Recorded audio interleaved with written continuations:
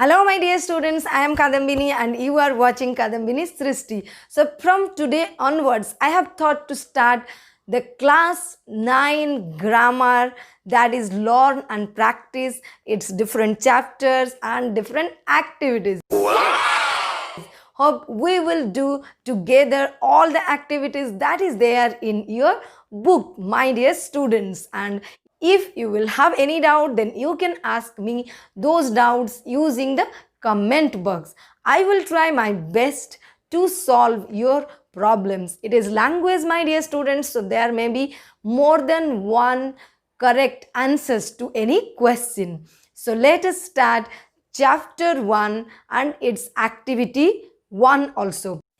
Okay, my dear students, let me make it very clear from the beginning what are the things that we are going to learn in this particular chapter. That is chapter 1 from Learn and Practice Grammar, class 9, Odia Medium School. So here we have 3 parts. Part 1, subject and predicate, and in part 2 we will learn subject and predicate in 4 different types of simple sentences. Those are declarative sentence, interrogative sentence, imperative sentence, and finally the exclamatory sentences. So this is all about part 2. Next comes part 3. So what are the things that we are going to learn in part 3? Here, my dear students, you will learn noun, pronoun, verb, adverb, then preposition, conjunction, and finally the interjection. After that, we will do all the activities given in this chapter. So, what is subject and what is predicate?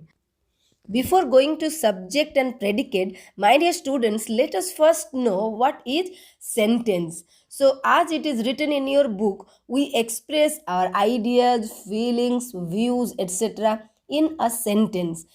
Simply, we can say in any sentence, we will see that sentence says something about a person or some animals or things or some places. So, let us take some examples. As we can say, Madhav plays football every day. Okay. And also, we can say the dog is barking in the field. Mobile is one of the most essential things these days. Bhubaneswar is the capital of our state, Odisha. So, in every sentence, what we see or what we find that we have a verb, either some action verb or some linking verb. If linking verb means information, but if action verb, so there must be someone who is doing that work. Okay, so that part we can say subject. For example, in Madhav plays football every day, we can see Madhav is doing. What is doing? Madhav is playing. So here Madhav is subject. Now next thing is, what is Madhav doing? Madhav plays football every day. So you have to drag from the verb onwards till the end and you will find the predicate. So in every sentence we have two parts. One is who is doing the work or about whom we are talking. The first part is a person or animal, then he or she or it must be doing some work. But if that is a place or thing, then there is no work. Okay, so simply we have to drag from the verb onwards and we will find the predicate part. And the first one, which is left to the left, is the subject. So let us do activity 1. Here you will find two columns, column A and column B. We have to join these two parts. So in first part you will find some persons or things or animals. On the other part you will find what do they do. Okay, so the first one, about whom we are talking, and the second part, what do we say about that person or thing or place also. So in this way, in every sentence we have two parts. So the first part is known as the subject, about whom we are talking, and second part, what do we say about that subject. So let us join. This is very easy, my dear students. I hope you will do it. So the first one, as it is given to you, that boy is intelligent. The second one, the Chinese. You know, my dear students, about Chinese people these days. How do they spread corona? The Chinese are very industrious. And the third one, Dilip Tirki. I think you know him. Dilip Tirki is a popular hockey player. And next, trees, what do they do? What do they give? So, trees provide us with oxygen. That's why we are living happily. And the last one, the cows. You know what do the cows they give? But here it is written, the cows feed on grass. Now this activity is over, my dear students. So next thing is, here we have to remember, while framing any sentence, we have to follow certain rules, and those are just the word order, means which word will come first and which word will go to the end. There is a word order. So generally the subject comes first and then verb, then other parts of a sentence.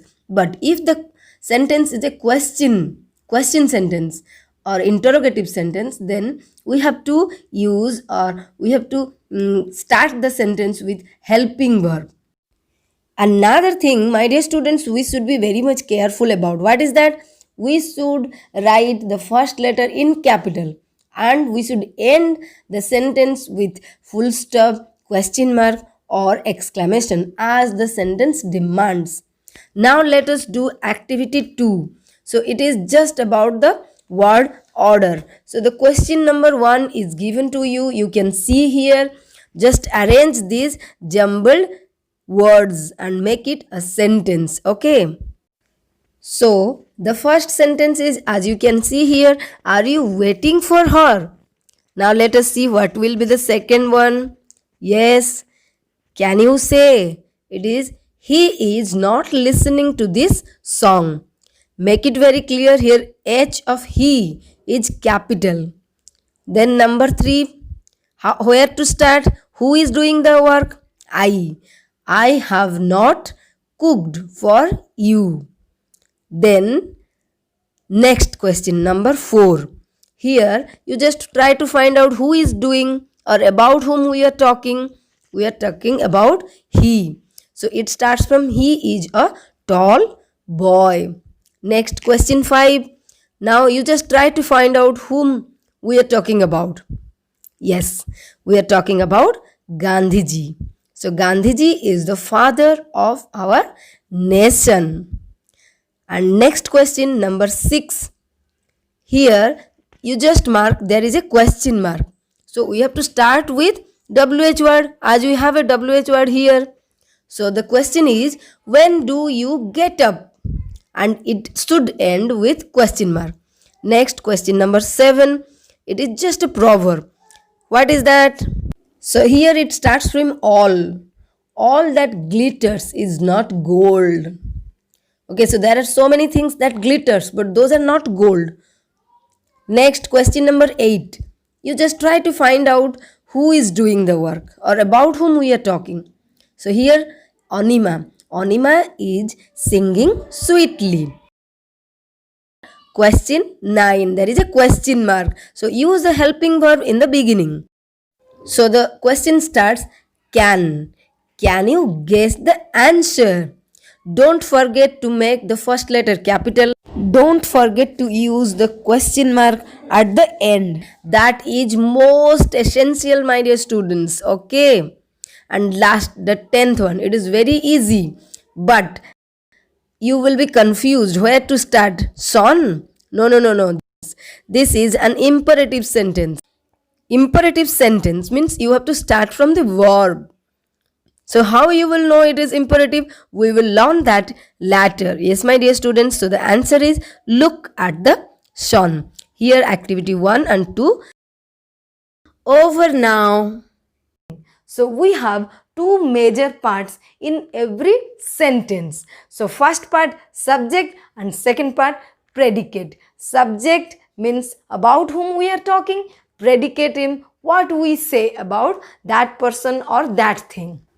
Hope your doubts are clear and you can do it in a better way now and also answer the questions in your examination. Now, thought of the day. So today's thought is, Socrates said, knowing thyself is the height of wisdom. Thyself means yourself. That means if you can know yourself, then you are in the highest part of the wisdom level. So try to know yourself, what are your lacunas, what are your positive points that will help you to grow in your life and attain all the unreachable heights in the life. Hope you are fine at your home. Keep watching, keep growing. I'll be right back with another new video for you all. Still then, goodbye, take care, and have a nice day ahead. Thank you.